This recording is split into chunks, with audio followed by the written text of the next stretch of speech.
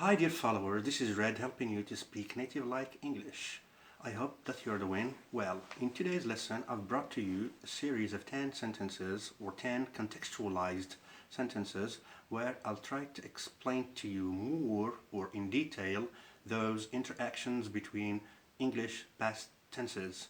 For those who have been following my lessons in my last videos, you know that I've talked about the English tenses and how these differences or those slight differences between them take place. So as I said, today I'm going to present you with a series of examples just to show you those differences in context. The sentences I have brought, I've tried to my best to bring them and make of them some sentences that will show to you those slight differences, as I said, between the English past tenses. The first sentence I will give you is last night while I do my homework, Tom called. Last night while I do my homework, Tom called. Okay, what do you think? In which tense we're going to put the two verbs? The first thing you do when dealing with tenses is you look for the time indicator. The time indicator we have here is last night. Then we move to seeing the link or the relationship between the two actions. In this sentence, as you might have noticed, one action was going on and another interrupted it. So in this case we put the first verb or the verb which was going on in the present, in the past continuous, and the second verb or the second action which interrupted the first action in the simple past. So this is why we say last night while I was doing my homework, Tom called. Tom called. Okay? Sentence number 2. Yesterday, while I do my homework, my sister play video games. So yesterday, while I do my homework, my sister play video games. Okay? So who can guess the relationship between the two actions here? Is it a kind of interruption? I don't think so. So here we have two actions which were taking place in the past because we have yesterday, but these two actions were taking place at the same time, simultaneously. This is why these two verbs should be put in the past continuous. And hence we would say, yesterday while I was doing my homework, my sister was playing video games. Sentence number 3. Susan be a teacher for 4 years. Susan be a teacher for 4 years. Okay, here, so the time indicator here is 4. So 4 means that she is a teacher now and she was a teacher in the past, means she started her career as a teacher 4 years ago and she's still a teacher. So this is why we should use here the present perfect, since we have an action which started in the past and continues up to the present. So this is why we say Susan has been a teacher for 4 years. Susan has been a teacher for 4 years. Okay, we move now to sentence number 5. George be interested in cinema since he was 12 years old. George be interested in cinema since he was 12 years old. Okay, so here we have since, which means also that the action started in the past and continues up to the present. This is why we say George has been interested in cinema since he was 12 years old. Sentence number 6. When the boss come to the factory yesterday, he wave at all the workers, then he go to his office.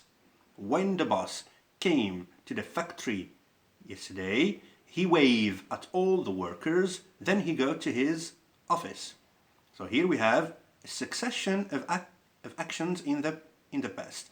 Whenever we have a succession of actions in the past, we should put them in the past simple. This is why we say, when the boss came to the factory yesterday, he waved, he said hello, waved at all the workers, then he went to his office. So put this sentence into mind because we'll need it later on. Sentence number 7. Ahmed told me yesterday that the English he learned at school was of much benefit to him.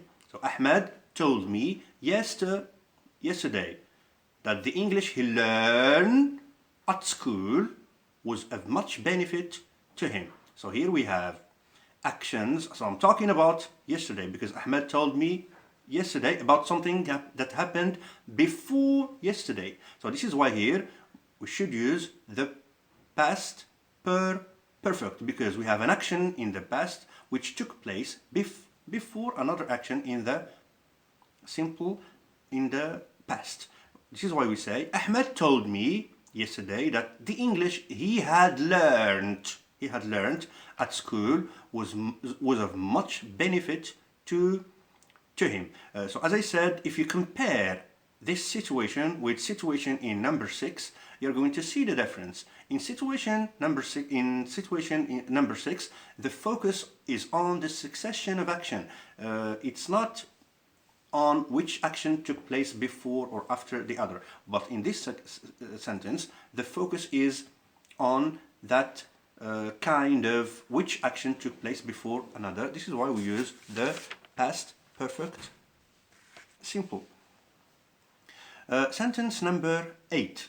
Last night, the children go to bed before their mother come from work.